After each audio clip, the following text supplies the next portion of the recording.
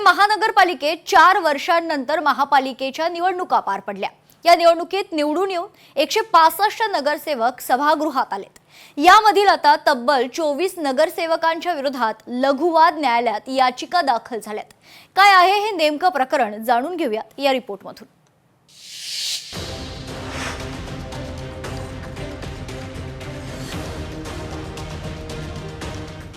नवनियुक्त 24 नगरसेवकांवर अपात्रतेची टांगती तलवार। पराभूत उमेदवारांनी नगरसेवकांना न्यायालयात खेचलं। 24 नगरसेवकांच्या अपात्रतेबाबत याचिका दाखल। नुकत्याच पार पडलेल्या पुणे महापालिकेच्या निवडणुकांमध्ये भारतीय जनता पक्षानं मोठा विजय संपादन केलाय। भारतीय जनता पक्षाचे तब्बल 119 नगरसेवक विजयी झाले। मात्र यातील काही नगरसेवकांच्या आनंदावर विरजण पडणार असल्याची चर्चा आहे। महापालिकेच्या 24 नवनिर्वाचित नगरसेवकांविरोधात न्यायालयात याचिका दाखल करण्यात आली।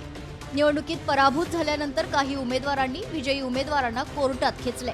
त्यामुळे आता या नवनिर्वाचित नगरसेवकांना न्यायालयाचे खेटे मारून आपलं नगरसेवक पद वाचवावं लागणार आहे। 165 नगरसेवकांपैकी 119 नगरसेवक हे भारतीय जनता पक्षाचे आहेत। त्या खालोखाल 27 नगरसेवक राष्ट्रवादी काँग्रेसचे, शिवसेना ठाकरे गटाचे 15 नगरसेवक, राष्ट्रवादी काँग्रेस शरदचंद्र पवार पक्षाचे 3 आणि काँग्रेसचा 1 नगरसेवक निवडून आलाय। यामधील तब्बल 24 नगरसेवकांविरोधात लघुवाद न्यायालयात अपात्रतेबाबत याचिका दाखल करण्यात आली आहे। निकालानंतर जे पराभूत उमेदवार आहे अशा पराभूत उमेदवारांनी जवळपास निवडून आलेल्या 24 उमेदवारांच्या विरोधात विविध कारणास्तव याचिका दाखल केल्यात। या तक्रारींमध्ये प्रामुख्याने माहिती लपवणे, अनधिकृत बांधकाम किंवा मालमत्तेची माहिती, गुन्ह्यांची माहिती अशा पद्धतीच्या तक्रारींचा समावेश आहे। आता ह्या तक्रारीवर न्यायालयात पुढील प्रक्रिया होणार आहे आणि त्याच्यात जर तथ्य आढळलं तर नगरसेवकांचं पद रद्द होऊ शकतं, अशा पद्धतीची कायद्यात तरतूद आहे।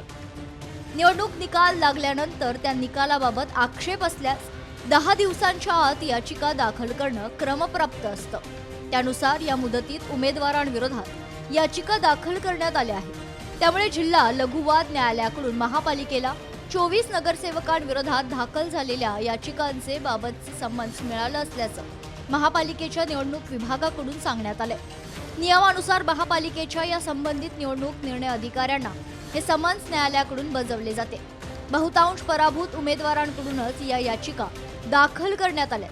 त्यामुळे आता निवडून आलेल्या या सर्व 24 नगरसेवकांना कालावधीमध्ये आपले नगरसेवक पद वाचवण्यासाठी न्यायालयाच्या खेट्या माराव्या लागणार आहेत।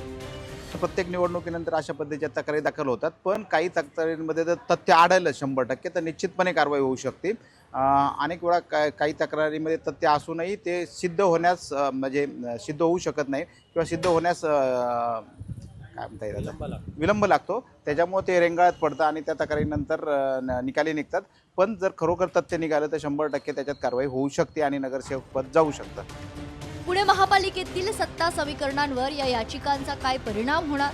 नगरसेवकांची खुर्ची सुरक्षित राहणार की न्यायालयीन आदेशानं बदल घडणार हे पाहणं आता महत्त्वाचं ठरणार आहे। दुसरीकडे मात्र या 24 नगरसेवकांना आता न्यायालयाच्या चक्रा माराव्या लागणार हे मात्र नक्की। अमोल धर्माधिकारी, लोकशाही मराठी, पुणे।